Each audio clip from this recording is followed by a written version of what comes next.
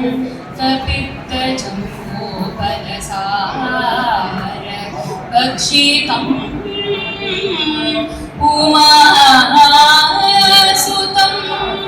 शोकविनाशकारणं नमामि विघ्नेश्वर पादपङ्कजम्।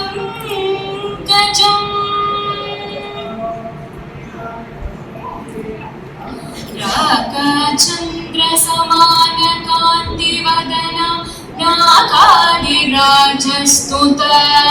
मूकानामपि कुर्वती सुरधुनि नीकाशवाग्वैभवम्। श्रीकाञ्चीनगरे विहाररसिका शोकापहन्त्री सताम् एका पुण्यपरम्परा पशुपते राकारिणी राजते। நமஸ்காரம். இன்னைக்கு நம்ம காஞ்சிபுர க்ஷேத்திரத்துல அமைஞ்சிருக்கிற காமாட்சி அம்மனோட பெருமையை பார்க்க போறோம். இந்த 50 நிமிஷம் பேச்ச எப்படி பிரிச்சுன்னு இருக்கேன்னா ஒரு 5 பாகமா. முதல்ல முன்னுரை ஆரம்பிச்சு எப்படி அந்த காமாட்சி அம்பாள் காஞ்சிபுரத்துல அந்த விலாகாசத்துல இருந்து தோன்றினா அப்படிங்கிறத பார்ப்போம். காமாட்சி அம்பாளோட ரூப வர்ணனைய பார்ப்போம். அடுத்தது மன்மதன் பரமேஸ்வரன் அம்பாளுக்கு நடுவுல நடக்கிற லீலையை பார்த்துட்டும் மிக முக்கியமான காமாட்சி அம்பாள் மேல எழுதப்பட்ட ஸ்தோத்திரமான மூக்க பஞ்சசக்தியினோட மகிமைய கொஞ்சம் தியானம் பண்ணலாம். ஒரு பிரபலமான சுபாஷிதம் இருக்கு. நாரீஷு ரம்பா நகரேஷு காஞ்சி புஷ்பேஷு ஜாதிகி புருஷேஷு விஷ்ணு. அப்படின்னா என்ன அர்த்தம்னா, பெண்களுக்குள்ள ரம்ப ரொம்ப அழகானவர், அது மாதிரி நகரங்களுக்குள்ள காஞ்சி கஷேத்திரம் ரொம்ப மகிமையானது. புஷ்பங்களுக்குள்ள ஜாதி புஷ்பம் ரொம்ப உசந்தது, அது மாதிரி புருஷனுக்குள்ள மகாவிஷ்ணு ரொம்ப உயர்ந்தவர். அப்படிங்கிற மாதிரி காஞ்சிபுரம் கஷேத்திரத்தோட மகிமையை சொல்ற மாதிரி இந்த சுபாஷிதம் அமைஞ்சிருக்கு.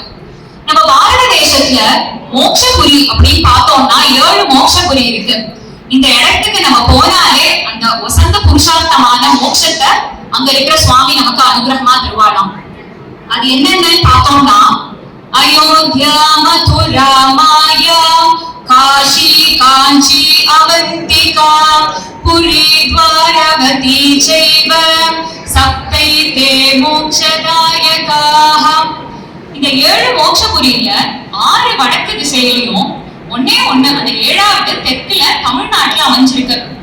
அயோத்தியா, மதுரா, மாயாங்கிறது ஹரித்வார், காஷி, அவந்திகாங்கிறது உஜ்ஜைன், துவாரகா. இந்த 6ம் நார்தர்ன் பார்ட் ஆஃப் பாரத், அதாவது வடக்கு தேசத்துல அமைஞ்சிருக்கு. தெற்குல தமிழ்நாட்டுல நம்ம தமிழ்நாட்டுல காஞ்சிபுர க்ஷேத்திரம் தான் மோட்சபுரின்னு கன்சிடர் பண்ணப்படுது. துர்வாச முனிவர் சிவபெருமானோட அவதாரமா கன்சிடர் பண்ற துர்வாச முனிவர் சௌபாகிய சிந்தாமணி அப்படிங்கிற ஒரு நூலை விவரமா எழுதியிருக்காரு. இதுல என்ன சொல்லியிருக்குன்னா, காமாட்சி அம்மனுக்கு எப்படி பூஜை பண்ணணும், கோவில்ல உற்சவங்கள் எப்படி பண்ணும், ஆராதனை எப்படி பண்ணும், அந்த மாதிரி எல்லா விவரங்களும் கொடுக்கப்பட்டிருக்கு. இன்னி வரைக்கும் அங்க இருக்கிற சிவாச்சாரியா குருக்கள் எல்லாருமே அதை ஒரு ரெஃபரன்ஸா வச்சுட்டு தான் அங்க தினசரி பூஜைகள், வழிபாடுகள், உற்சவங்கள் எல்லாம் நடத்தப்படுறது. அதே மாதிரி காமாட்சி விலாசம் அப்படிங்கிற ஒரு கிரந்தம் மார்க்கண்டேய புராணத்துல அமைஞ்சிருக்கு. இது என்ன சொல்றதுன்னா, காமாட்சி அம்மனோட வரலாறு முழுக்க எப்படி அம்பாள் தோன்றினா, அம்பாளோட மகிமை என்ன, சிறப்பு என்ன அப்படிங்கறத முழுக்க அந்த காமாட்சி விலாசம் அப்படிங்கிற கிரந்தம் சொல்றது. அடுத்தது இந்த காமாட்சி அப்படிங்கிற பேரோட அர்த்தத்தை நம்ம பார்க்கலாம். சம்ஸ்கிருதத்துல அக்ஷி அப்படின்னா கண்ணுன்னு அர்த்தம். இங்க நம்ம சன்னதியிலேயே விசாலாட்சி அம்பாள் இருக்கா இல்லையா, அந்த மாதிரி மீனாட்சி இருக்கா மதுரையில, காமாட்சி காஞ்சிபுரத்துல இருக்கா. இவ 3 பேரோட அந்த கண் பார்வை கட்டாட்சம் ரொம்ப ஒஸ்தியானது. அதனாலதான் அவரோட பேர்லயே அந்த அக்ஷிங்கிற நாமமும் இருக்கு. இப்ப காமாட்சி அப்படின்னு பார்த்தோம்னா, தன்னோட கடைக்கண்ணாலேயே பக்தர்களுக்கு அனுகிரகம் பண்றவா அப்படிங்கிறது ஒரு மீனிங். அடுத்தது என்னன்னு பார்த்தோம்னா, காமன் பிளஸ் அக்ஷி. காமன் நம்ம யார சொல்லுவோம், மன்மதனுக்கு தான் இன்னொரு பேர் காமன். காமனை தன் கண்ணாலேயே அனுகிரகம் பண்ணவ அப்படிங்கிறது அடுத்த மீனிங் எடுத்துக்கலாம். இன்னொரு மீனிங் என்ன எடுத்துக்கலாம்னா, இந்த காமாட்சிங்கிற வார்த்தைய கா பிளஸ் மா பிளஸ் அக்ஷின்னு நம்ம பிரிச்சுக்கணும். காங்கிறது யாரு, மகா சரஸ்வதி. மா அப்படின்னா மகாலட்சுமி. சரஸ்வதியும் மகாலட்சுமியும் தன் கண்ணிலேயே வச்சுட்டு இருக்கிறவ காமாட்சி அப்படின்னு சொல்லப்படுறது. லலிதா சஹஸ்ரநாமத்துல ஒரு நாமா வரும், சச்சாமர ரமாபாணி சவ்ய தக்ஷிண சேவிதா. இது என்ன சொல்றதுன்னா, மகாலட்சுமியும் மகா சரஸ்வதியும் அம்பாளுக்கு சாமரம் வீசின்னு இருக்காளாம், அதாவது விசிறின்னு இருக்காளாம். அதனாலேயே தேவி உபாசனை, அம்பாளை நம்ம காமாட்சியை வழிபட்டாலே லட்சுமி கட்டாட்சம் சரஸ்வதி கட்டாட்சம் ரெண்டுமே நமக்கு கிடைச்சிரும்ங்கிறது கருதப்படுறது. அடுத்தது மகாபரிவா காஞ்சி மகா சுவாமிகள் தெய்வத்தின் குரல் வால்யூம் 1ல ரொம்ப அழகா அம்பாள் கையில என்னெல்லாம் வச்சுருக்காங்கிறத வர்ணனை பண்றாரு. அம்பாள் அந்த காஞ்சிபுரத்துல பத்மாசனத்துல அமர்ந்திருக்கா, ராஜராஜேஸ்வரியா லலிதா மகா திரிபுர சுந்தரியா உட்கார்ந்துருக்கா. சதுர்புஜங்களோட 4 கைகள் இருக்கா அம்பாளுக்கு. முதல்ல 2 கைகள், பின்னாடி 2 கைகள். முன் 2 கைகள்ல என்ன இருக்குன்னா இக்ஷு கோதண்டம் புஷ்பமானங்கள், பின் 2 கைகள்ல பாசம் அங்குஷம். இக்ஷு கோதண்டம்னா என்ன? இக்ஷுன்னா கரும்புன்னு அர்த்தம், கோதண்டம்னா வில்லு. கரும்பு வில்ல வச்சுட்டு இருக்கா, இன்னொரு கையில புஷ்பபானமா வச்சுட்டு இருக்கா. புஷ்பபானம்னா பூவால ஆன அம்புகள், ஃப்ளவர் ஆரோஸ்னு சொல்லப்படுறது. இந்த ரெண்டையும் தான் அம்பாளோட கிரியா சக்தின்னு கருதப்படுறது.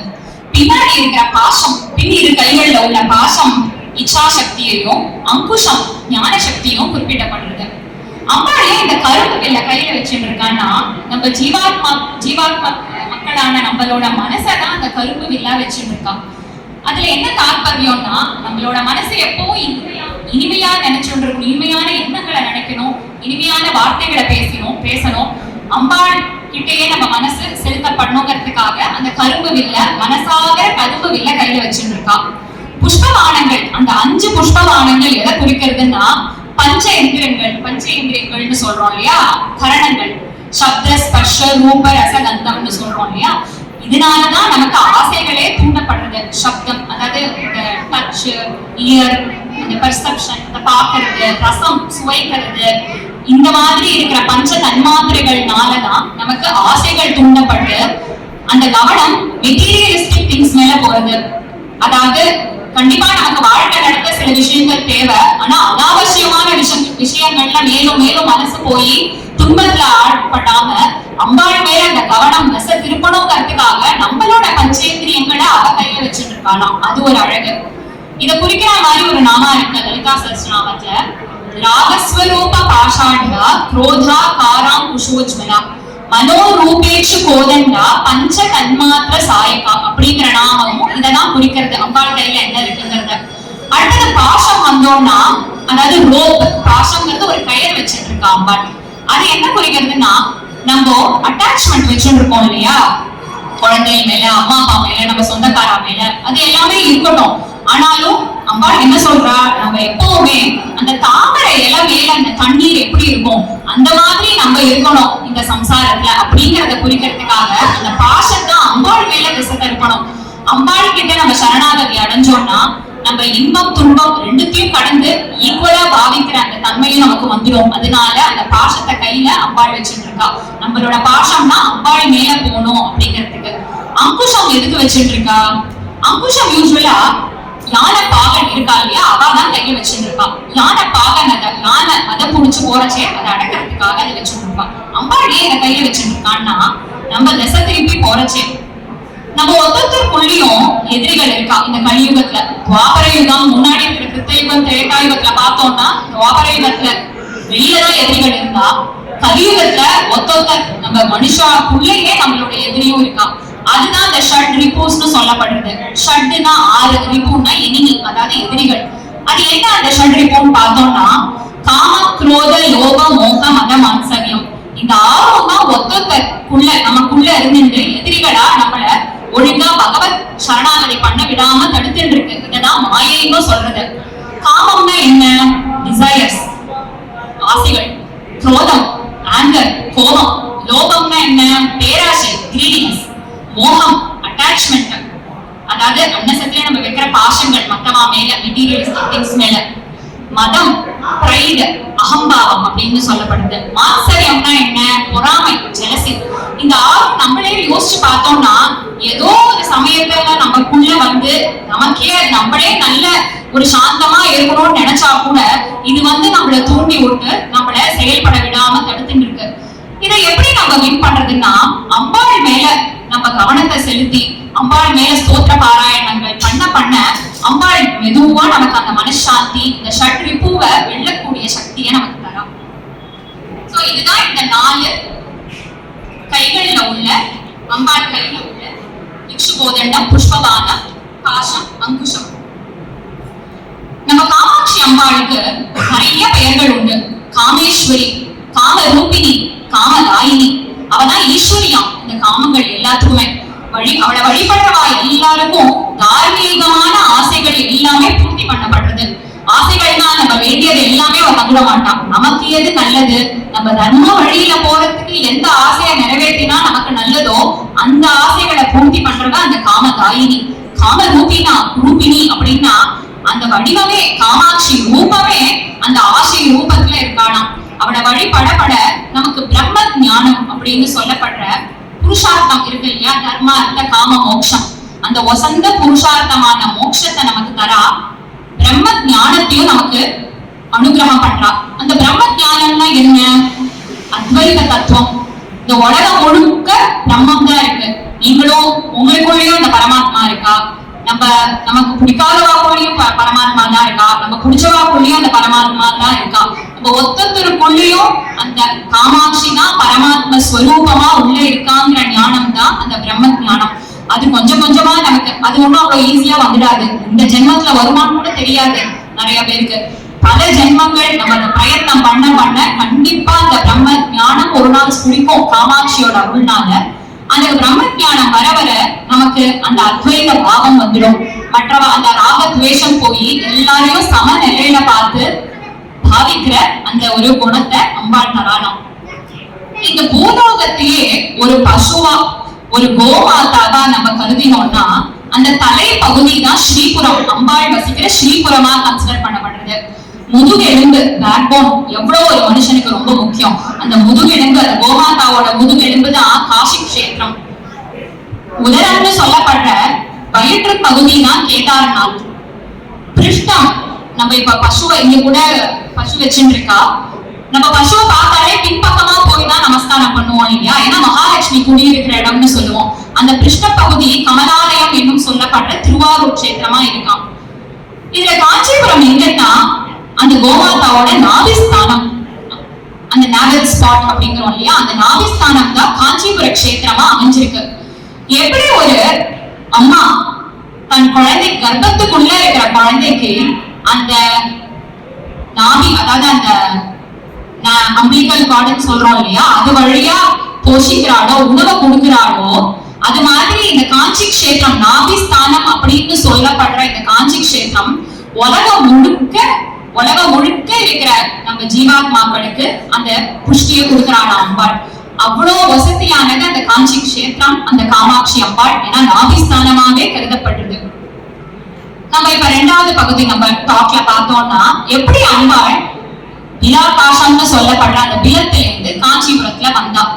பிலம் அப்படின்னு சம்ஸ்கிருதத்துல சொன்னா ஹோல், கேவ், ஒரு ஓட்டை, குகை மாதிரி அப்படின்னு நம்ம எடுத்துக்கலாம். இப்ப பந்தகாசுரன் அப்படிங்கிற ஒரு அசுரன் தேவர்கள் எல்லாரையும் படுத்திட்டு இருக்கான். இந்த பந்தகாசுரன் வேற, பண்டாசுரன் வேற. லலிதோபாக்கியானத்துல வருது பண்டாசுரன், இங்க காமாட்சி கதையில வருது பந்தகாசுரன். அவன் தேவர்கள் எல்லாரையும் படுத்தி தமோகணத்தை பரப்பிட்டு இருக்கானா.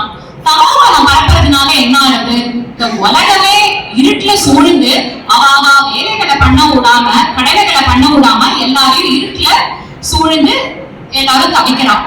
நம்ம எல்லாருக்குள்ளயும் இந்த 3 குணமும் ஒரு ப்ரொபோர்ஷன்ல இருக்கு. சத்துவகுணம், ரஜஸ், தமோ குணம். நமக்குள்ள சத்துவகுணம் மட்டும் இருந்தில்ல, ஜீவன் முக்தரா இருக்கிற பெரிய பெரிய மகாபுருஷர்களுக்குள்ளதான் சத்துவகுணம் மட்டும் இருந்திருக்கும். மற்றபடி சாமானிய மனிதர்கள் எல்லாருக்கும் இந்த 3 குணமும் தேவை. ஏன் தேவை? தமோ குணம் இருந்தாதான் ராத்திரி படுத்தா தூக்கம் வரும், தூக்கம் வந்தாதான் அடுத்த நாள் எனர்ஜி இருக்கும், நம்மளால வேலை பண்ண முடியும். அதே மாதிரி ரஜஸ் இருந்தாதான் காத்தால எழுந்து வேலைக்கு போக முடியும், சமைக்க முடியும், படிக்க முடியும். இந்த வேலைகள் பண்றதுக்கு ரஜஸ் குணம் தேவை. சத்துவ குணத்தை நம்ம நிறைய வளர்த்துக்கணும்னு அம்பாள் சொல்றான். இந்த 3 குணமும் அவசியம். ஆனா நமக்கு ப்ரொபோர்ஷன் பார்த்தோம்னா மெஜாரிட்டி ஆஃப் பர்சன்டேஜ் சத்துவ குணத்தை வளர்த்துக்கணும்னு பெரியவாள்னா சொல்றான். அந்த மாதிரி இப்ப இந்த பந்தகாசுரனுக்கு வந்தோம்னா அவன் தமோ குணத்தையே பரப்பின்னு இருக்கான் முழுக்க முழுக்க. தேவர்கள், மும்மூர்த்திகள், பிரம்மா, இந்திரன் யாராலையும் அவ வேலையே பண்ண முடியல. அதனால அவ என்ன பண்றா, பூலோகத்துக்கு இறங்கி வரலாம், இறங்கி வந்து இங்க சிவபெருமான் கைலாசத்துல இருக்காரு இல்லையா, அவர்கிட்ட வந்து இந்த பந்தகாசுரன் படுத்துற இந்த பாட்டை வந்து சொல்லலாம் அப்படின்னு அவ வரா. வந்து இங்க வந்து நம்ம அந்த சாதனையை பண்ணலாம், நமக்கு ஒரு தீர்வு கிடைக்கும்னு. இதுல இருந்து என்ன தெரியுது, தேவர்களுக்கு ஒரு பிரச்சனைனா கூட அவ பூலோகத்துக்கு இறங்கி வரா. அப்படிப்பட்ட வசதியான உயர்ந்த பூமி இந்த பூலோகம். ஏன்னா இது ஒரு சாதனா பூமி. இனி ஆன்மீக சாதனை இங்க பண்ணா அதோட பலன் ஜாஸ்தி, அது கண்டிப்பா பழுக்கூன்னு கருதப்படுறதுனாலேயே தேவர்களே இங்க வந்து தபஸ் பண்றதுக்கு இறங்கி வரா. அப்படி கைலாசத்துல வந்து சிவபெருமான பார்க்கலான்னு வரதே சிவபெருமான் அங்க இல்லையா. இப்ப சிவபெருமான் எங்க போனார், இன்னொரு ஒரு ஸ்டோரி இங்க எல்லாரும் கரெக்டா ஞாபகம் வச்சுக்கோங்க. தாருகவனம் அப்படின்னு ஒரு வனப்பகுதி இருக்கு. அங்க வந்து நிறைய ரிஷிமார்கள் ரிஷி பத்னிகளோட தபஸ் பண்ணிட்டு கர்மானுஷ்டானங்கள் எல்லாம் கரெக்டா பண்ணிட்டு நல்லா பண்ணிட்டு வரா. ஆனா அங்க என்ன ஒரு பிரச்சனை அப்படின்னா, அவ அந்த நித்திய கர்மானுஷ்டானங்கள் கரெக்டா கரப்புடிச்சுட்டு வரதே அவளுக்கு ஒரு அகம்பாவம் வந்துடுறது. எப்பவுமே நம்ம ஒரு கர்மா பண்ணோம்னா அதனோட பலனை வந்து நம்ம பகவானுக்கு அர்ப்பணம் பண்ணணும். அதுதான் வந்து ஃபண்டமெண்டல். அது பண்ணாம நான் பண்றேன், எனக்கு எல்லாம் தெரியும், நான் படிச்சுட்டேன் அப்படிங்கிற ஒரு அகம்பாவம் அவளுக்கு வந்து அவ அடுத்த லெவலுக்கு ப்ராக்ரஸ் ஆகி போல அந்த பிரம்ம ஞானத்தை அவ அடையல. அதனால சிவபெருமான் பிக்ஷாடனரா ஒரு பிக்ஷு ரூபம் எடுத்து அந்த தாருக வனத்துக்கு போறார், ஒரு லீல நடத்துறதுக்கு, அவளுக்கு இந்த பாடத்தை கற்பிக்கணுங்கிறதுக்காக. அப்படி போறது என்ன ஆகுது, நம்ம சிவபெருமான் காமேஸ்வரன் சுந்தரேஸ்வரன் இல்லையா, அவ்வளோ ஒரு அழகு. அந்த ரிஷி பக்திகள் எல்லாருமே இந்த சிவபெருமான் பிக்ஷாடனரா போன சிவபெருமானோட அழகுல மயங்கிட்டானாம். இத பார்த்த ரிஷிகளுக்கு ரொம்ப கோபம் வந்து அவ ஒரு சாபம் கொடுத்துடுறான். சிவன் தெரியலையே அவளுக்கு, அதனால ஒரு சாபம் கொடுத்துடுறான். உங்களோட இந்த அழகு போகட்டும், உங்களோட இந்த ஆண்மை போகட்டும் அப்படின்னு ஒரு சாபம் கொடுத்துடுறான். அதுக்கப்புறம் சிவபெருமான் அவரோட ஸ்வரூபத்தை காமிச்சுட்டு ஆனந்த தாண்டவம் அவரோட நடனம் ஆடுறாரு. அந்த நடனம் ஆடி அங்க இருக்கிற ரிஷிகள் எல்லாருக்கும் அந்த பிரம்ம ஞானத்தை கற்பிக்கிறார். கர்மானுஷ்டானங்கள் கர்மம் பக்தி ரொம்ப முக்கியம். ஆனா கடைசியா அந்த ஞானத்தை அடையணும், அதுதான் மோட்சத்தை கொண்டு போய் எல்லாரையும் விடுங்கிறத கற்பிக்கிறதுக்காக அவர் அந்த ஆனந்த தாண்டவம் ஆடி அந்த ரிஷிமார்களுக்கு எல்லாம் கற்பிக்கிறார். அவரோட ஸ்வரூபம் தெரிஞ்ச ரிஷிகள்லாம் ரொம்ப வருத்தப்படலாம், தெரியாம நாங்க சாபம் கொடுத்துட்டோமேன்னு. ஆனா சிவபெருமான் என்ன பண்றார், யார் வாயிலேருந்து அந்த சாபம் வந்தது, தர்மத்தை கடைபிடிக்கிறவா அந்த ரிஷி வாயிலேருந்து வந்ததுனால நான் அதை ஆனர் பண்ணுவேன், நான் அதை ஏத்துக்கிறேன்னு சொல்லிட்டு அந்த சாபத்தை வாங்கிக்கிற. அவர் சக்தி இழந்து அவரோட அழகு சக்தி எல்லாம் இழந்து அவர் வந்து சிவமா இருக்காராம், சக்தியே இல்லாம. அப்படி இருக்கிறதே அவர் எங்க இருக்கார், இப்ப நம்ம பிலாகாசம்னு சொன்னோம், காமாட்சி இல்ல ஒரு பிலாகாசத்துல இருந்து தான் தோன்றினான்னு. அதை நீங்க ஞாபகம் வச்சுக்கணும். ஹிமாலயத்துலதான் அந்த பிலம் ஆரம்பிக்கிறது, அந்த கேவ் பிலம்னா அந்த கேவ் அங்கேயிருந்து ஆரம்பிச்சு காஞ்சி கஷேத்திரத்துல வந்து முடியுது. அந்த பிலத்துக்கு நடுவுல தான் நம்ம பரமேஸ்வரன் உட்கார்ந்து சக்தி இல்லாத அந்த சாபத்தை ஏத்துண்ட பரமேஸ்வரன் தியானம் பண்ணிட்டு இருக்காரு. இப்ப இந்த பந்தகாசுரன் பத்தி சொல்ல வந்த தேவர்கள் எல்லாம் எப்படியோ இந்த பிலத்துக்கு வந்து சிவபெருமானையும் கண்டுபிடிச்சிடுறான். அப்ப அவ சிவபெருமான பார்த்தோம்னா அவளுக்கு அப்படி ஒரு ஆச்சரியம். சிவபெருமான் அந்த தியானத்துல உட்கார்ந்துட்டு இருக்கிறத பார்த்தா தங்க மாதிரி தகதகதகன்னு மின்னிட்டு இருக்காராம். அப்படி மின்னிட்டு இருக்கிற அந்த பரமேஸ்வரன் கிட்ட வந்து அந்த பந்தகாசுரனை பத்தி வந்து சொல்லி, எங்களை நீதான் எப்படியாவது காப்பாற்றணும் பரமேஸ்வரா அப்படின்னு காலில் வந்து சரணாகதி பண்றான். ஈஸ்வரன் என்ன சொல்றார், நீங்க இதே தினத்துல போங்கோ, கடைசியா காஞ்சி கஷேத்திரம் வரும், அங்க ஆதிபராசக்தி ஜோதி ஸ்வரூபமா இருக்கா, அம்பாள் ஒரு ஜோதி வடிவமா இருக்கா. அங்க இருக்கிற சம்பகா மரத்துல இந்த தேவர்கள் எல்லாரும் நீங்க எல்லாரும் கிளி ரூபம் எடுத்து தியானம் பண்ண ஆரம்பிங்கோ, கண்டிப்பா உங்களோட பிரச்சனைக்கு அம்பாள் ஒரு தீர்வு சொல்லுவான்னு சிவபெருமான் சொல்லியாச்சு. இதுல ஒரு முக்கியமான விஷயம், சிவனுக்கே அந்த சக்தி இல்லைன்னா அவரால ஒரு கைய கூட அசைக்க முடியாதாம். பகவத் பாதாள் இத ரொம்ப அழகா சௌந்தர்ய லகரி முதல் ஸ்லோகத்துல சொல்ற,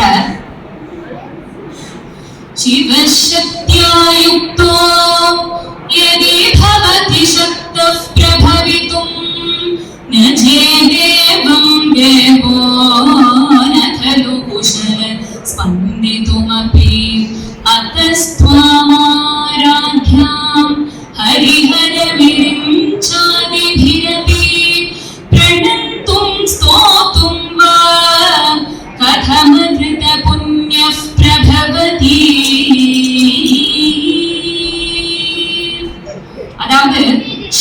பராசக்தி ஐக்கியமானாதான் எந்த ஒரு காரியமும் பண்ண முடியும். அந்த சிவபெருமானாலேயே சக்தி இருந்தாதான் பண்ண முடியும்னு சொல்ற அழகான ஸ்லோகம் இது. அப்படி இந்த சிவபெருமான் இந்த தேவர்களுக்கு சொன்னோன்னு அவளும் இந்த விலம் வழியா காஞ்சி கஷேத்திரம் வந்து அங்க இருக்கிற சம்பக்கா மரத்துல ஏறி கிளி ரூபம் எடுத்து தியானம் பண்ண ஆரம்பிக்கிறான். இப்ப கூட நீங்க காஞ்சிபுரம் நம்ம கோவிலுக்கு போனோம்னா கண்டிப்பா கிளியோட சத்தமோ இல்ல கிளியோ பார்க்கலாம் அந்த பிராகாரத்துல. என்ன நம்பிக்கைன்னா இன்னைக்கும் அந்த தேவர்கள் பூலோகத்துக்கு வந்து சாதனை பண்ணணும்னா, ஆன்மீக சாதனை தபஸ் பண்ணணும்னா கிளி ரூபத்துல வந்து காமாட்சி அம்மன் கோவில்ல உட்கார்ந்து பண்ணிட்டு இருக்காளாம். அதுதான் அங்க இருக்கிற ஐதீகம். இப்ப அம்பாள் இதெல்லாம் பார்த்து ஜோதிஸ்வரூபினியா அங்க இருக்கா, ஆதிபராசக்தியா அங்க இருக்கா. அப்படி இருக்கிற அம்பாள் என்ன பண்றா, இந்த பந்தகாசுரன் 2 வாரம் வாங்கியிருக்கான் பிரம்மா கிட்ட இருந்து முன்னாடியே. என்ன 2 வாரம்னா, பிரளயம் வர வரைக்கும் இதை யாருமே அழிக்க முடியாது அப்படிங்கிறது ஒரு வரம். அடுத்த வாரம் என்ன, 5 வயசு குழந்தை, ஒரு கன்னியா குழந்தைய தவிர யாராலையும் என்ன அழிக்க முடியாது. அவன் நினைச்சுட்டா 5 வயசு குழந்தையால நம்மள என்ன பண்ண முடியும்னு ரொம்ப இன்ஃபீரியரா தப்பா நினைச்சுட்டான். அப்படி ஒரு 2 வரத்தை அவன் வாங்கிட்டு பிரம்மா கிட்ட இருந்து வாங்கினதுனால அவனோட அந்த துன்பங்கள் கொடுத்துட்டு இருக்கான் தேவர்களுக்கு. சோ அம்பாள் இங்க என்ன பண்றா, முதல்ல இந்த தேவர்களோட தியானத்துக்கு இறங்கி பிரளயத்தை உண்டாக்குறா. எதனால பிரளயம்? முதல் விஷயம் பந்தகாசுரன் அப்படி ஒரு வரம் வாங்கிட்டு இருக்கான். 2வது விஷயம் உலகம் முழுக்க தமோகுணம் பரவி இருக்கு இல்லையா, இருள் சூழ்ந்து இருக்கு. அப்படி இருக்கும் பொழுது மும்மூர்த்திகளாலேயே அவளோட வேலையை பண்ண முடியல. அதனால பிரளயத்தை உண்டாக்குறான். எப்படி பிரளயத்தை உண்டாக்குறாளாம், அவளோட கண்ணை மூடி திறக்கிறாளாம். அப்படிப்பட்ட அந்த ஒரு சின்ன காரியமே பிரளயம் உண்டாகிறது. அழகா இந்த ஒரு நாமா சொல்லும் லலிதா சஹஸ்ரநாமத்துல, உண்மேஷ நிமிஷோத்பன்ன விபன்ன புவனாவளிகி. அவ கண்ணு திறந்து மூடுற அந்த வேளையில புவனாவளிகி, ஆவலினா ரோஸ் ஆஃப் புவனங்கள், ஒரு லோகம் இல்ல எத்தனையோ லோகத்தை அவ சிருஷ்டி பண்றாளாம். அப்படிப்பட்ட சக்தி உள்ளவோ நம்ம காமாட்சி அம்பாள். அப்படி அந்த பிரளயம் வந்துடுது. அடுத்தது அவ கண்ணாலேயே காமாட்சிக்கு நம்ம அர்த்தம் பார்த்தோம் இல்லையா, இன்னொரு ஒரு அர்த்தம் இங்க என்ன சொல்லப்படுறதுன்னா, க அ ம அக்ஷி. கனா யாரு, பிரம்மா. கானா சரஸ்வதி பிரம்மாவோட மனைவி. கனா பிரம்மா. அ அப்படிங்கிற ஸ்வரத்துக்கு ருத்ரன் அப்படிங்கிற அர்த்தம். ம அப்படிங்கிற ஸ்வரத்துக்கு மகாவிஷ்ணுன்னு அர்த்தம். அதே மா அப்படின்னு சொல்லிட்டோம்னா ஸ்ரீலிங்கம் மகாலட்சுமி ஆயிடுவா அவளோட மனைவி. சோ இந்த 3 பேரையும் பிரம்மா ருத்ரன் விஷ்ணு தன் கண்ணாலேயே அம்பாள் சிருஷ்டிக்கிறான். எப்படி, அவளோட திரிகுணத்தால, அம்பாளோட 3 குணங்களை வச்சு, சத்வ குணத்தால மகாவிஷ்ணுவும், ரஜோ குணத்தால பிரம்மாவையும், தமோ குணத்தால ருத்ரரையும் சிருஷ்டிக்கிறான் அம்பாள். ஏன்னா பிரம்மா சிருஷ்டிகர்த்தாலேயே அவருக்கு நிறைய காரியம் இருக்கு, அதனால ரஜோ குணம் யூஸ் பண்றா. மகாவிஷ்ணுக்கு சத்வ குணம் யூஸ் பண்றா, ருத்ரருக்கு தமோ குணம் யூஸ் பண்றா. இதையும் நம்ம பகவத் பாதாள் ரொம்ப அழகா ஒரு ரெஃபரன்ஸ் வருது சௌந்தர்ய நகரில ஒரு ஸ்லோகம், எப்படி அம்பாள் இந்த மும்மூர்த்திகளை அந்த 3 குணத்தை வச்சுட்டு சிருஷ்டிக்கிறான்னு.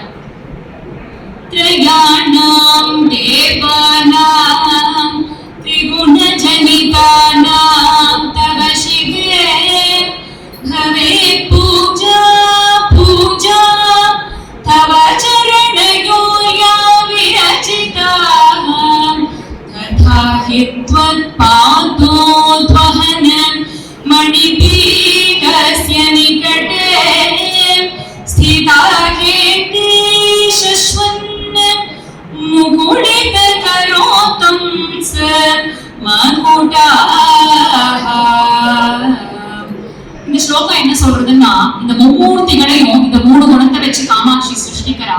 இந்த 3 பேரும் என்ன பண்றானா, காமாட்சியோட பாதார விந்தத்து கீழே நின்றுட்டு அவள் மக்குட்டங்கள், அதாவது இந்த மும்மூர்த்திகளோட கிரீட்டங்களுக்கு மேல கையை தூக்கிண்டு அம்பாள வேண்டிட்டு இருக்காளாம் தியானத்துல. அப்படிப்பட்ட உயர்ந்த அந்த அம்பாள் திரிகுணத்தால இந்த மும்மூர்த்திகளை சிருஷ்டி பண்றா. அடுத்தது என்ன ஆகுது, இப்ப பந்தகாசுரன் திருப்பியும் வந்துட்டான். சிருஷ்டி பண்ணோம்னா பிரளயத்துக்கு முன்னாடி யாரெல்லாம் இருந்தாலும் அவ எல்லாரும் வந்தாச்சு. ஆனா என்ன ஒரு டிஃபரன்ஸ், தமோ குணம் இல்ல, இப்ப நார்மல் ஸ்டேட்ல போயிட்டு இருக்க உலகம். இப்ப அம்பாள் கைலாசத்துல இருக்கிற இந்த பந்தகாசுரனை போய் வதம் பண்ண போறா. இப்ப காஞ்சிபுரத்துல ஒரு பாலாவா, ஒரு 5 வயசு பாலா திரிபுர சுந்தரியா அம்பாள் கைலாசத்துக்கு போய் வதம் பண்ண போறா பந்தகாசுரனை. வதம் பண்றதே என்ன ஆறா, அம்பாள் 18 கை உடைய பைரவி ரூபம் எடுத்து அந்த பந்தகாசுரன் மேல தன்னோட ஒரு காலை வச்சு அவனை வதம் பண்றா. அப்படி வதம் பண்ணிட்டு அவனோட தலையை எடுத்துட்டு திருப்பியும் காஞ்சி கஷேத்திரத்துக்கு ஹிமாலயத்துல இருந்து வரா. வரச்சே எப்படி வரா?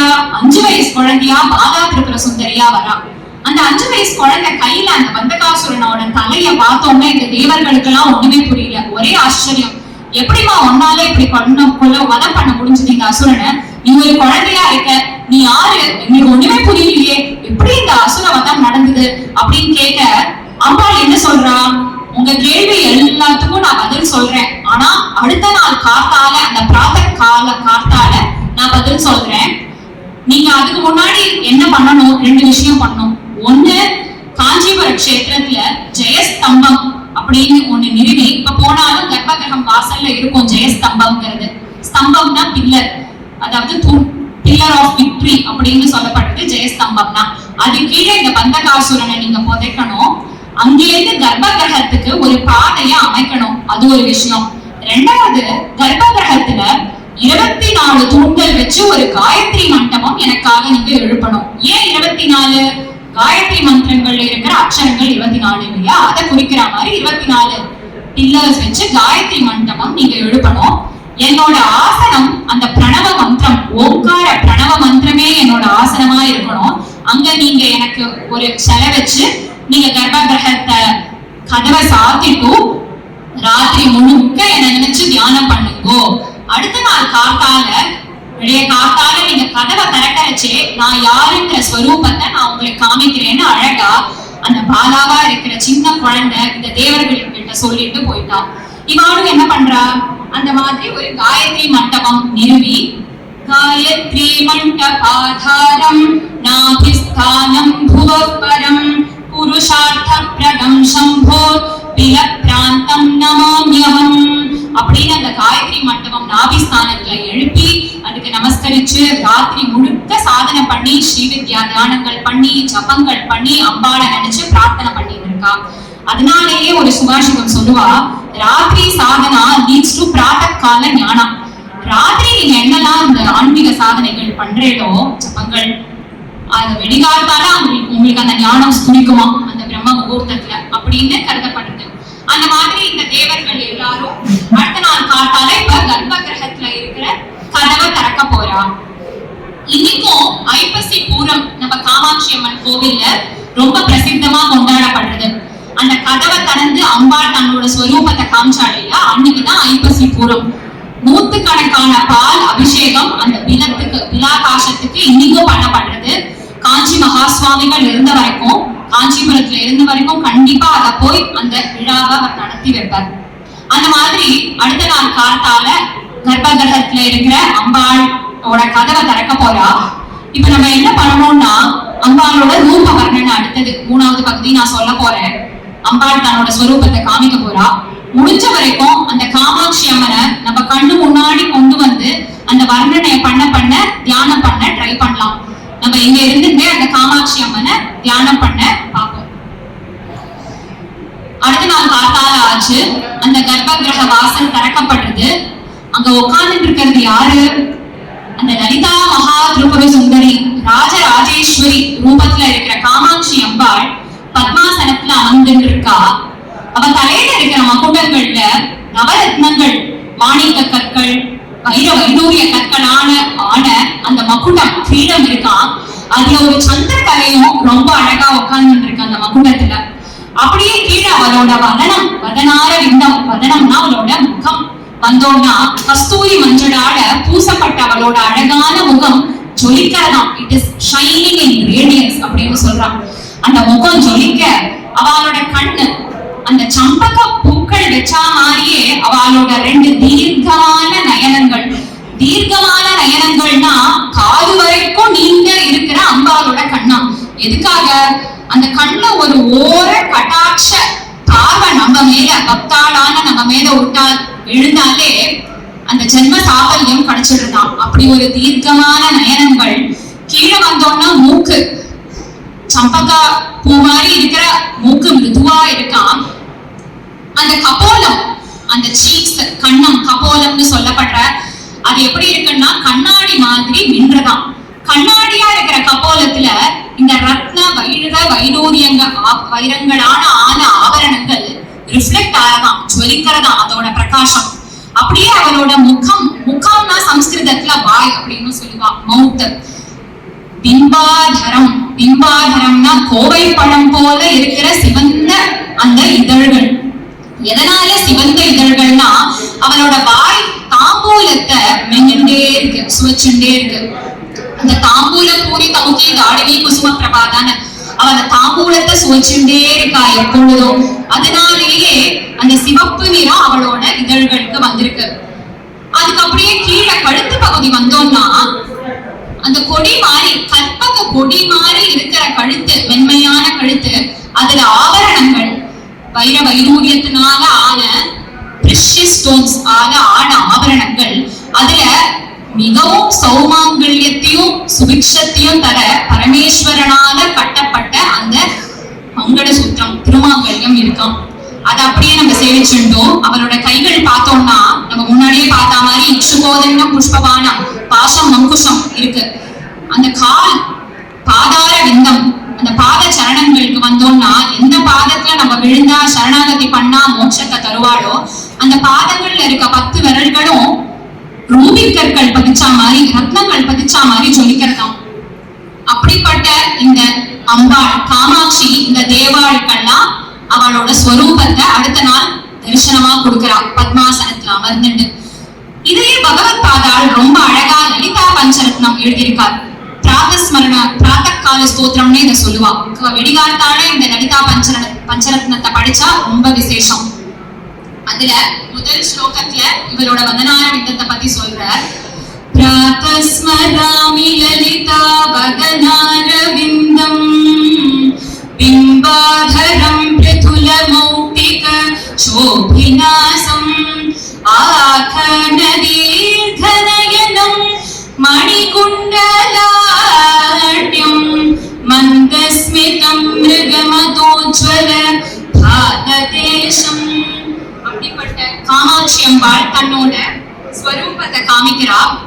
அம்பாளோட உடம்பு நம்மள மாதிரி பிளட் அண்ட் ஃபிளஷ்னால ஆன, நமக்கு தான் பிளட் அண்ட் ஃபிளஷ். அம்பாளுக்கு இருக்கிற உடம்பு எதனால ஆயிருக்குன்னா அகாராதி சகாராந்தக மாத்ருகா வர்ண ரூபிணி 51 அக்ஷரங்கள் இருக்கு இல்லையா சம்ஸ்கிருத்ல, 51 லெட்டர்ஸ். இதனாலேயே தான் சக்தி பீடங்களும் 51ங்கிற தாற்பயம் வந்தது. அவளோட உடம்பு முழுக்க அந்த 51 அக்ஷரங்களான ஆன உடம்பு. அந்த உடம்பு கருணா புஷ்பித கல்பலதா அப்படின்னு சொல்றான். கல்பலதான்னா என்ன? கல்பக விருட்சம் நம்ம என்னெல்லாம் நினைக்கிறோமோ அதையே தரும். ஒரு விஷ் கிராண்டிங் ட்ரீ அப்படின்னு கூட சொல்லலாம். நம்ம அதனால ஜாகிரதையா நினைக்கிறோம். அங்க போய் நின்றுட்டு நம்ம எனக்கு ஒரு 10 நெக்லஸ் வேணும், இன்னும் ஒரு 4 கார் வேணும், இன்னும் ஒரு 4 வீடு வேணும்லாம் நம்ம லௌகிகமா நினைக்காம அந்த மாதிரி ஒரு அருள் கண்டிப்பா நம்ம எப்பயோ ஒரு சமயத்துல கிடைக்கும். குரு அருள் அப்படி கிடைக்கிறச்சே நம்ம ரொம்ப ஜாகிரதையா வேண்டிக்கணும் குரு கிட்ட. அப்படி அந்த கல்பலதாவா இருக்கிற அந்த கொடி மாதிரி இருக்கிற அம்பாள், அந்த கொடியில பூவா என்ன இருக்குன்னா அம்பாளோட கருணையே பூவாக மலர்ந்திருக்கான் அந்த கல்பலதால. கருணா புஷ்பித கல்பலதா, அந்த கருணைங்கிற மழைய பொழிஞ்சுட்டே இருக்காள் அம்பாள். ஏன்னா நம்ம எத்தனையோ பாவங்கள் தினசரி வாழ்க்கையில தெரிஞ்சு தெரியாம பண்ணிட்டு இருக்கோம். அதெல்லாம் மீறி நமக்கு இந்த குருவும் இந்த சுவாமியும் அம்பாளும் நமக்கு அனுகிரகம் பண்ணிட்டே இருக்கான்னா இந்த கருணை அப்படிங்கிற அந்த பாவத்தினால மட்டுமே. அந்த கருணா புஷ்பித கல்பலதா அதுக்குதான் சொல்லப்படுது. அம்பாள் என்ன நிறத்துல இருக்கான்னு பார்த்தோம்னா அருண நிறம் அப்படின்னு மகாபெரிவா தெய்வத்தின் குரல்ல ஒரு பெரிய சாப்டரே எழுதியிருக்காரு வால்யூம் 1ல. அருண நிறம்னா என்ன? Red colour. அந்த ரெட் கலர் எதை குறிக்கிறதுன்னா ரஜோகுணத்தை குறிக்கிறது. ரஜோகுணம் எதை குறிக்கும்னா அந்த ரட்சிக்கிற தன்மை, ப்ரொடெக்ஷன். அதனாலேயே அம்பாள் நம்ம காக்கிறதுனாலேயே அந்த ரெட் கலர் அருண நிறத்துல இருக்கலாம். இத சொல்ற மாதிரியே பகவத் பாதா சௌந்தரிய லஹரியில சொல்ற ஜகத்ராது சம்போகோ ஜெயதி கருணா காட்சி கருணா, அந்த அருண நிறத்தை ரொம்ப அழகா சொல்லியிருக்கார். அதே மாதிரி நம்ம தியான ஸ்லோகம் லலிதா சஹஸ்ரநாமத்துல பார்த்தோம்னாலே முதலே வரும் இல்லையா, அருணாம் கருணாம் தரங்கி தாட்சி. அதுலயும் அந்த அம்பாளோட அருண நிறத்தை அழகா சொல்ற மாதிரி ஹைலைட் பண்ற மாதிரி இந்த நிறைய ரெஃபரன்சஸ் இருக்கு. இப்போ இந்த அம்பாளோட ஸ்வரூப வர்ணனைய பார்த்தாச்சு. இப்போ ஒரு கதைக்கு போலாம், உங்களுக்கு போர் அடிக்காம இருக்கு. ஒரு தடவை மகா சுவாமிகள் ஆந்திர பிரதேசத்துல கேம்ப்ல சந்திரமௌலீஸ்வரர் பூஜை பண்ணிட்டு இருக்காராம். திரிபுர சுந்தரி சந்திரமௌலீஸ்வரர் பூஜை அப்படி பண்ணிட்டு இருக்கே அந்த காமாட்சி அம்மன் புடவையில சின்னதா ஒரு விரிசல் கிழிஞ்சிருக்கு. அத சுவாமிகள் பார்த்துக்கிறார். அதை பார்த்தும் அவர் எதுவும் சொல்லாம பூஜையை கண்டினியூ பண்ணிட்டு இருக்காரு. அப்படி பண்ணிட்டு இருக்கே கடைசியா எல்லாருக்கும் ஒரு சுவாசினி வராலாம். அந்த சுவாசினி ஒரு கிழிச்ச புடவை கட்டிட்டு ஒண்ணுமே இல்லாத ஒரு சுவாசினி ஆபரணங்கள்லாம் அணியாம வராலாம்.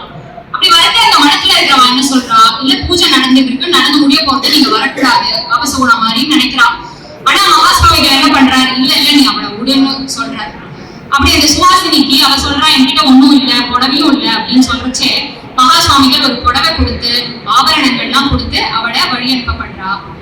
அப்படி வழி அனுப்பப்படுற சுவாசினி பின்னாடியே இங்க மடத்துல வேலை பண்றவர் ஒருத்தரும் போய் பாக்குறாரு, அவ என்ன பண்றா அதெல்லாம் வாங்கிட்டு. அப்படி அந்த சுவாசினி ஒரு கோவிலுக்குள்ள போய் மறைஞ்சிடுறாளாம். அவ யாரு, அந்த காமாட்சி அம்மனே வந்திருக்கா சுவாசினி ரூபத்துல அந்த மகா சுவாமிகள் கிட்ட இருந்து வாங்கிக்கிறதுக்கு. ஏன்னா அம்பாள் வேற இல்ல, மகா பெரிவா வேற இல்ல, காமாட்சி மகா பெரிவாளும் ஒண்ணுதான். அப்படி அத சொன்ன இந்த மடத்துல இந்த வாலண்டியர் பெரிவாள்கிட்ட சொல்றா, நான் பின்னாடியே போய் ஃபாலோ பண்ணி பார்த்தேன், அந்த சுவாசினி ஒரு கோவிலுக்குள்ள போனா அப்படியே மறைஞ்சுட்டா, வெளியே வரலன்னு. மகா சுவாமிகள் சிரிச்சுட்டே சொல்றாளாம். இன்னும் பதில் சொல்லல. இதுல இருந்து நம்ம என்ன தெரிஞ்சுக்கணும், அம்பாளே இறங்கி சுவாசினியா சுவாமிகள் கையால அந்த புடவை ஆபரணங்களை வாங்கி போயிருக்கா அப்படிங்கிறதுதான் நிச்சயம். அடுத்தது நம்ம மன்மதன் அம்பாள் பரமேஸ்வரனுக்கு நடுவுல நடந்த லீலைய பார்ப்போம். ஒரு சமயம் பரமேஸ்வரன் தட்சிணாமூர்த்தி ஸ்வரூபம் எடுத்துட்டு தியானத்துல இருக்கார். சின்முத்திரையில ஆலமரத்துக்கு அடியில ஆழ்ந்த தியானத்துல இருக்கார். அப்ப என்ன இருக்கு, சூரபத்மன் தாரகாசுரன் இவாளோட திருப்பியும் இந்த அசுரர்களோட இந்த பிரச்சனைகள் ஆரம்பிக்கிறது. அப்ப இந்த தேவர்கள்லாம் மன்மதன் கிட்ட சொல்றான், நீ போய் பரமேஸ்வரன் முன்னாடி நின்று அவரோட தியானத்தை நீ எப்படியாவது கழிச்சிடும். ஏன்னா இந்த அசுரர்களோட தொல்லை தாங்க முடியல, எப்படியாவது சிவபார்வதி கல்யாணம் நடந்தாகணும், குமார ஜனனம் நடக்கணும், முருகர் பிறக்கணும், அப்பதான் இந்த சூரசம்ஹார வதம் நடக்கணும் அப்படிங்கிறதுக்காக மன்மதனை அனுப்புறான். அந்த மன்மதன் கையிலையும் இக்ஷுகோதண்டம் புஷ்பபானம் தான் இருக்கு அம்பாள் மாதிரியே. அவன் போய் நின்னோன்னு எப்படி போய் நிக்கிறான், அந்த அகம்பாவத்தோட போய் பரமேஸ்வரன் முன்னாடி நிக்கிறான். நமக்கு எல்லாருக்குமே தெரிஞ்ச கதை தான் இது. அவரோட அந்த நெற்றிக் கண்ணான நேத்திரத்தை திறந்தோடனே அந்த அக்னி நேத்திரத்தை கொஞ்சம் தான் திறக்கிறாராம், முழுசா கூட திறக்கல. அப்படி திறந்தோடனே அந்த மன்மதன் என்னானா சாம்பலா போயிடுறான். இப்ப அம்பாள் என்ன பண்றா, அம்பாலே அந்த இக்ஷுகோதண்டம் புஷ்பபானத்தை எடுத்து அந்த பரமேஸ்வரன் முன்னாடி கருணையோட ஒரு அன்போட வித் லவ் அண்ட் கம்பேஷன், அதுதான் டிஃபரன்ஸ் மன்மதனுக்கும் அம்பாளுக்கும். அம்பாள் போய் அப்படி அந்த கருணையோட அன்போட ஹம்பிளா அந்த பரமேஸ்வரன் முன்னாடி நின்னோன்னு பரமேஸ்வரன் கண்ணை திறந்து இந்த மாதிரி அசுரவதம் நடக்கிறது அப்படின்லாம் அவ சொல்லி புரிய வைக்கிறா. சிவபார்வதி கல்யாணம் ஆறுது, குமார ஜனனம் குமார சம்பவமும் ஆறுது, கார்த்திகை பெண்டிர்கள்லாம் வாடி வளர்க்கிறா. அப்புறம் சூரசம்ஹார வதமும் ஆகி முடிக்கிறது. இப்போ காஞ்சிபுரத்துல நம்ம போனோம்னா குமரக்கோட்டம் அப்படின்னு ஒரு இடத்துல சுப்பிரமணிய சுவாமி இருக்காரு. இவர் எங்க இருக்காருன்னா ஏகாம்பரநாதர் காமாட்சி அம்மனுக்கு நடுவுல தான் இருக்காரு. இப்ப நம்ம எந்த கோவில்ல போனாலும் சோமஸ்கந்தரை பார்த்தோம்னா சிவபார்வதிக்கு நடுவுல தான் அந்த முருகர் அமைஞ்சிருக்காரு. அதை குறிக்கிற மாதிரியே இந்த குமரக்கோட்டம்ங்கிற கோவிலும் ஏகாம்பரநாதர் அண்ட் காமாட்சி அம்மனுக்கு நடுவுல அமைஞ்சிருக்கிறது ரொம்ப பிரசித்தம்.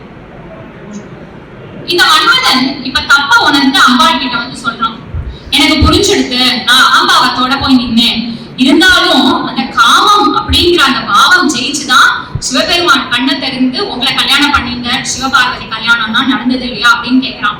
அம்பாளும் அவனுக்கு அந்த கருணையால அவனோட அந்த ரிக்வெஸ்டுக்கு இறங்கி உலகத்துக்கு எப்படியாவது இந்த காமம் வென்றது அப்படிங்கறத காமிக்கிறதுக்காக என்ன பண்றா, திரும்பியும் ஒரு லீலை பண்றான். உலகத்துல இருக்கிற எல்லா சிவசன்னதி சிவக்ஷேத்திரத்துல இருந்து அம்பாளோட சக்திய காஞ்சிபுரத்துல இருந்தாலும் இங்க ஆவிர்வவிச்சுட்டான். அதனால என்ன ஆகுது, மத்த சிவன் கோவில சக்தியே இல்லாம சிவபெருமான் ரொம்ப துக்கத்துல இருக்க. இத பார்க்க பிரம்மா அம்பாள்கிட்ட கேட்கிறாரு, என்னமா இது, எங்க போனாலுமே அம்பாள் சன்னதியில சாநித்தியம் இல்ல, அந்த சக்தி இல்ல, என்ன ஆச்சுங்கிறச்சே.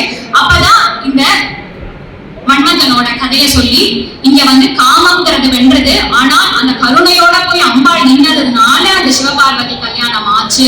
அதனாலேயே சிவஜித் கஷேத்திரம் அப்படின்னு காஞ்சிபுரத்துக்கு ஒரு பெயர். எந்த சிவன் கோவில் காஞ்சிபுரத்துல போனாலும் அம்பாள் சன்னதி இருக்காது, உங்களுக்கு எல்லாம் தெரிஞ்சிருக்கும். அங்க இருக்கிற காமாட்சி அம்பாள் தான் அங்க இருக்கிற ஒரே பேரரசி, அவதான் அங்க இருக்கிற ஒரே அம்பாள். அதனாலேயே சிவஜித் கஷேத்திரம் பிரளயத்தையும் தாங்கிட்டு காஞ்சிபுரம், அதனால பிரளயஜித் கஷேத்திரம் அப்படின்னு காஞ்சிபுரத்தை புகழாக சொல்லப்பட்டது. இன்னைக்கும் காஞ்சிபுரத்துல வரதராஜ பெருமாள் இல்ல ஏகாம்பரநாத சன்னதியில எந்த கோவில்ல இல்ல சுப்பிரமணிய சுவாமி கோவில்ல எந்த உற்சவம் ஆனாலும் நம்ம காமாட்சி அம்மனை வந்து பிரதட்சணம் பண்ணிட்டு தான் உற்சவத்தை ஆரம்பிக்கிறான். அப்படிப்பட்ட சிறப்பு இங்க இருக்கிற காமாட்சி அம்மனுக்கு. அடுத்தது மகாதேவா சிதம்பரத்துக்கும் காஞ்சிபுரத்துக்கும் இருக்கிற ஒரு அழகான ரெஃபரன்ஸ் சொல்றான். இப்ப சிதம்பரம் கோவில் போன வாழ்க்கை தெரிஞ்சிருக்கும். சிதம்பர ரகசியம்னு ஒண்ணு சொல்லுவான். சிதம்பர ரகசியம்ங்கிறது என்ன? ஒரு தரைய விளக்கி ஆகாசத்தை காமிப்பா. சிதாகாசம் தான் அது. சித்துனா என்ன? நம்ம ஒத்தொத்தருக்குள்ளயும் இருக்கிற அந்த மனம். இந்த சிதாகாசத்துக்குள்ளதான் பரமாத்மாவா இருக்கிற அந்த பகவான் வீச்சிருக்க. சோ அவன் என்ன சொல்றான் அந்த சிதம்பர ரகசியத்துல, அந்த சிதாகாசத்தை நீங்க பாருங்க, உள்ளுக்குள்ள அந்தர்முகமா இருக்கிற அந்த சுவாமிய பாருங்க, அப்ப உங்களுக்கு எல்லாருக்கும் அந்த அத்வைத தத்துவம் புரியும் அப்படிங்கிறதுதான் அந்த சிதம்பர ரகசியம், சிதாகாசம். அதனால இப்போ சிதம்பரத்துல அந்த சிதாகாசம்ங்கிறது, அந்த ஞான ஆகாசம்ங்கிறது அந்த கர்ப்ப கிரகத்துல இருக்கு, சித்சபையில இருக்கு. கடைசி காஞ்சிபுரத்துக்கு வந்தோம்னா அந்த கஷேத்திரம் முழுக்க அந்த ஞான ஆகாசம் பரவி இருக்கான். சிதம்பரத்துல கர்ப்பகிரகத்துல சித்சபையில இருக்கிற அந்த ஞான ஆகாசம் காஞ்சி கஷேத்திரத்துல முழுக்க முழுக்க பரவி இருக்கு அப்படின்னு மகா சுவாமிகள் ரொம்ப அழகா தெய்வத்தின் குரல்ல சொல்லியிருக்காரு. இப்ப நம்ம கடைசி பகுதிக்கு வந்திருக்கோம். மூக்க பஞ்சசதி அப்படின்னு ஒரு வசத்தியான ஸ்தோத்திரம் காமாட்சி அம்மன் மேல எழுதப்பட்டிருக்கு மூக்க கவினால. இந்த மூக்க கவி ஒரு கவியா ஆறதுக்கு முன்னாடி ஒரு ஊமையா, ஒரு மியூட் பர்சனா கர்ப்பகிரகம் காமாட்சி அம்மன் கர்ப்பகிரகத்துக்கு வாசல்ல உட்கார்ந்து தியானம் பண்ணிட்டே இருப்பாராம். 24 மணி நேரம் 24/7 365 days வித்தவுட் எனி பிரேக் தியானம் பண்ணிட்டே இருப்பாராம் அம்பாளை நினைச்சுட்டு. ஒரு நாள் என்ன ஆகுது, இந்த மூக்கர் தியானம் பண்ணிட்டு இருக்கார். அவர் பக்கத்துல இன்னொருத்தர் ஒரு ராஜாவும் உட்கார்ந்து தியானம் பண்ணிட்டு இருக்கார். அந்த தியானத்துக்கு இறங்கி அம்பாள் இறங்கி வரா, இவாளுக்கு அருள் புரியணும்னு. அப்படி இறங்கி வச்சே முதல்ல இந்த ராஜா கிட்ட வரா, என்னோட தாம்பூலத்தை நீ எடுத்துக்கிறியா பிரசாதமான. அந்த ராஜா வேண்டாம் அப்படின்னு சொல்லிடுறாரு. அடுத்தது இந்த மூக்கர் கிட்ட வரா, மூக்கர் கிட்ட இப்படி கேட்கிறா. அவ தாம்பூலத்தை சுவச்சுட்டே இருப்பா இல்லையா, நம்ம பார்த்தோம். என் தாம்பூலத்தை நீ பிரசாதமா எடுத்துக்கோன்னு பிரசாதமா கொடுத்து அந்த தாம்பூல பிரசாதத்தை அந்த மூக்கர் சாப்பிட்ட அப்புறம் 500 ஸ்லோகம் மூக்க பஞ்சசதி, அவ்வளோ அழகான சக்தி வாய்ந்த ஸ்லோகங்கள் 5 சதகமா பிரிக்கப்பட்டிருக்கு. அவர் பொழியறாரு மழையா, அப்படியே பாடுறார். அந்த மூக்கருக்கு ஞானம் வந்து அந்த 500 ஸ்லோகத்தையும் பாடுறார். பின்னாடி இந்த மூக்க கவிதான் மூக்க சங்கரேந்திர சரஸ்வதி சுவாமிகள் 20வது ஆச்சாரியாளா மாறினார், காஞ்சிபுரத்துல ஆனார். அப்படி இந்த மூக்க கவி வாயிலாக வந்த மூக்க பஞ்சசதிக்கு பெரியவா மகாபெரிவா ரொம்ப ரொம்ப இம்பார்ட்டன்ஸ் கொடுத்து சொல்லியிருக்கா நிறைய சந்தர்ப்பங்கள்ல. 5 சதகம், மாரியா சதகம், பாதாரவிந்த சதகம், ஸ்துதி சதகம், கட்டாட்ச சதகம், மந்தஸ்மித சதகம் 100 ஸ்லோகமா பிரிக்கப்பட்டிருக்கு. இந்த யாரு தினசரி பாராயணத்துல வச்சிருக்காளோ கண்டிப்பா அந்த காமாட்சி அம்மனோட அருள் அனுகிரகம் அவளுக்கு இருக்கும்னு சொல்றா. ஆர்யா சதகத்தை வாசிச்சா அந்த பேச்சு திறமை, ஆர்டிகுலேஷன், கம்யூனிகேஷன் ஸ்கில்ஸ் சொல்றோம் இல்லையா, அது கண்டிப்பா வருங்கிறது நிச்சயம். அந்த மாதிரி ஒவ்வொரு சதகத்துக்கும் அவ்வளோ ஒரு பலன்கள் இருக்கு. யாராலலாம் முடியுமோ இந்த புக்கை வாங்கி, ஆல்ரெடி பண்ணிட்டு இருக்கேன்னா கண்டினியூ பண்ணுங்க, இல்லைன்னா இந்த புக்கை வாங்கி தினசரி பாராயணத்துல இதை இன்க்ளூட் பண்ணிக்கோங்க. எவ்வளவு சதகம் முடியுமோ அந்த மாதிரி அவ்வளவு ஸ்லோகங்கள் தினசரி பாராயணத்துல வச்சுக்கோங்க. இந்த மூக்க பஞ்சசதியில அம்பாள பரபிரம்ம ஸ்வரூபிணியா பாவிச்சு மூக்க கவி பாடியிருக்காரு. அது ஒரு ஸ்வரூப வர்ணனை. இன்னொன்னு சிவபத்னியா பாவிச்சும் பாடியிருக்காரு. அந்த பரபிரம்ம ஸ்வரூபிணி தான் அந்த காமாட்சி அம்மன் கோவில்ல கர்ப்ப கிரகத்துல உட்கார்ந்து இருக்காளாம். அப்படி அந்த பரபிரம்ம ஸ்வரூபிணி மேலையும் சிவபத்னியா இருக்கிற காமாட்சி மேலையும் அந்த 500 ஸ்லோகங்கள் அமைஞ்சிருக்கு. இதுல முதல் ஸ்லோகம் பார்த்தோம்னா, காரண பரச்சித் ரூபா காஞ்சிபுரசீனி காம பீட்டகதா. பரச்சித் ரூபம் அப்படின்னா என்னன்னா ஹையஸ்ட் சுப்ரீம் கான்சியஸ்னஸ், சத் சித் ஆனந்தம் சொல்றோம் இல்லையா, சத்து சித்து ஆனந்தம், அதான் சச்சிதானந்தம்னு சொல்றோம். அந்த பரபிரம்மத்தை உள்ள நம்ம பாவிக்க ஆரம்பிச்சுட்டோம்னா அந்த ஹையஸ்ட் நாலேஜ் அதை தரவதான் அந்த காமாட்சி அம்மன். அதுக்கு காரணமா இருக்கிறவ அந்த காமாட்சி அம்மன். காரண பரச்சித் ரூபா காஞ்சிபுர சீனி காமபீடகதா. காஞ்சிபுரத்துல தன்னோட ஆசனம் கொண்டிருக்கா அப்படின்னு அர்த்தம். காரண பரச்சித் ரூபா காஞ்சிபுர சீனி காமபீடகதா. காச்சன விஹரதி கருணா காஷ்மீரஸ்தவக கோமடாங்கலதா. காச்சன விஹரதி கருணா. காச்சனன்னா சம்ஸ்கிருதத்துல சம்பளி யாராலையும் விவரிக்க முடியாது. அம்பாளை பத்தி சொல்லணும்னா நம்மலாம் யாரு? அந்த பரமேஸ்வரனால மட்டும்தான் சொல்ல முடியும். அந்த பகவத் பாதாளே பரமேஸ்வரனா இருக்கிற பகவத் பாதாள் இறங்கி வந்து அந்த அம்பாளை பத்தி சௌந்தரியத்தை சொல்லியிருக்க. நம்மளாலலாம் சொல்லவே முடியாது. அப்படிப்பட்ட அந்த காச்சன விஹரதி கருணா. ஷீ ஸ்போர்ட்டிங் இன் காஞ்சிபுரம். ஸ்போர்ட்டிங்னா லீலைகள் புரிஞ்சுட்டு இருக்கா, விளையாடிட்டு இருக்காலாம் காஞ்சிபுரத்துல. காஷ்மீர ஸ்தவக கோமளாங்கலதா. காஷ்மீர ஸ்தவகம்னா ஒரு பூங்கொத்து. என்ன பூ? குங்குமப்பூ. அந்த மாதிரி மென்மையான மேனி கொண்டவள் அம்பா. காஷ்மீர ஸ்தவக கோமளாங்கலதா. கோமளமான அவரோட மேனி. அந்த லதா சொன்னோம் இல்லையா, கற்பக விருட்ச லதா, அந்த கொடி மாதிரி இருக்கிற அவளோட மேனி அப்படின்னு சொல்லப்படுறது. அப்படிப்பட்ட இந்த காமாட்சி அம்மனோட ஸ்லோகம் இது முதல் ஸ்லோகம். அந்த மாதிரி ஒவ்வொரு சதகத்துக்கும் ஒவ்வொரு பலன் இருக்கு. நான் சொன்ன மாதிரி நம்ம என்ன பண்ணணும்னா வாழ்க்கையில நிறைய பேர் கடைபிடிச்சுட்டு நான் ஜெனரலா சொல்றேன் 3 விஷயங்கள். ஒண்ணு, இந்த மாதிரி ஸ்தோத்திரங்களை நம்ம பாராயணத்துல தினசரி பாராயணத்துல வச்சுக்கணும். இந்த மாதிரி ஸ்லோகங்கள் மூங்க பஞ்சசதி சௌந்தரலஹரி என்ன ஸ்லோகம் பெரியவா சொல்லியிருக்கிறது. 2வது நாம ஜபம். ஏதாவது ஒரு நாமத்தை இப்ப வந்து பஞ்சாட்சரமா இருக்கட்டும், அஷ்டாட்சரமா இருக்கட்டும், சோடசாட்சரியா இருக்கட்டும், இல்ல ஒரு ராமநாம ஜபம். ராமநாம ஜபத்தோட ஒசந்தது எதுவுமே கிடையாது. எந்த ஜபமும் உங்களுக்கு குருமூலியமா வரலைன்னா அந்த ராமநாம ஜபத்தை கண்ணை மூடிட்டு தியானம் பண்ணிட்டு ஒரு 10 மினிட்ஸோ 15 மினிட்ஸோ எவ்வளவு அவகாசம் இருக்கோ அதை பண்ணணும். 3வது தியானம். இந்த மாதிரி விஷயங்கள் பண்ணவே நமக்கு தியானம் தன்னா போல புரிஞ்சிடும். அந்த தியானத்துக்கும் நம்ம ஒரு 10 நிமிஷமோ 15 நிமிஷமோ அவகாசம் ஷெட்யூல் பண்ணோம்னா கண்டிப்பா நமக்கு அந்த மனசாந்தி மன திருப்தி அப்படிங்கிற 2 முக்கியமான விஷயங்கள் நமக்கு அம்பாள் அனுகிரகம் பண்றாளாம். இந்த 2ம் கிடைச்சிடுறதுனாலே நமக்கு வாழ்க்கையில முக்காவாசி பிரச்சனைகள் போயிடுறது. அந்த மாதிரி இந்த மனசாந்தி மன திருப்தி வரத்துக்கு அம்பாளை நம்ம வேண்டிட்டு இந்த மாதிரி ஸ்லோகத்தை பாராயணம் பண்ணி தியானம் பண்ணி நாம ஜபம் பண்ணி இந்த சம்சாரம் அப்படிங்கிற வாழ்க்கையில படகா அம்பாள் வராலாம், நௌகாவா வராலாம், ஒரு படகு மாதிரி. அந்த படகை நம்ம உபயோகப்படுத்திட்டு இந்த சம்சாரங்கிற கடலை நம்ம தாண்டணுங்கிறது நான் பிரார்த்தனை பண்ணிக்கிறேன் காமாட்சி அம்மன் கிட்ட. இந்த சன்னதியில இருக்கிற சுந்தர விநாயகர் மற்றும் எல்லா சிவன் அம்பாள் எல்லா சுவாமி கிட்டையும் பிரார்த்தனை பண்ணி முடிச்சுக்கணும்.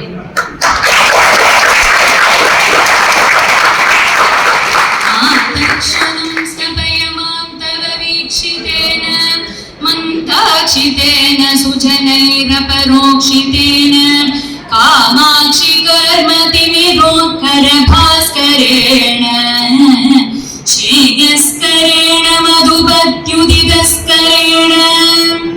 இந்த வாய்ப்பு கொடுத்த இந்த கோவில்ல இருக்கிற இந்த கல்ச்சுரல் கமிட்டி மற்றும் என்னோட சங்கீதம் கத்துக்கிற குரு ஸ்வேதா பாலசுப்ரமணியம் மற்றும் இங்க வந்து அவகாசம் எடுத்துன்னு வந்து கேட்ட எல்லா பெரியவர்களுக்கும் என்னோட நமஸ்காரம். ராதே கிருஷ்ணா.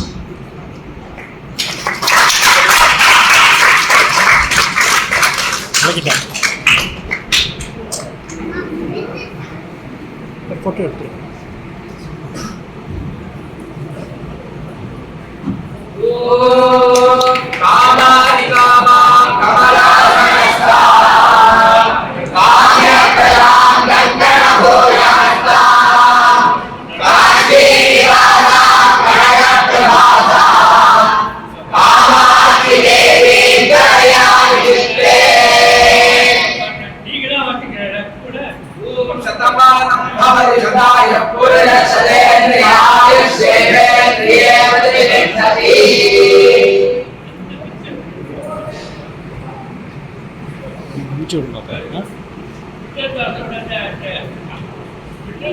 அவார்டு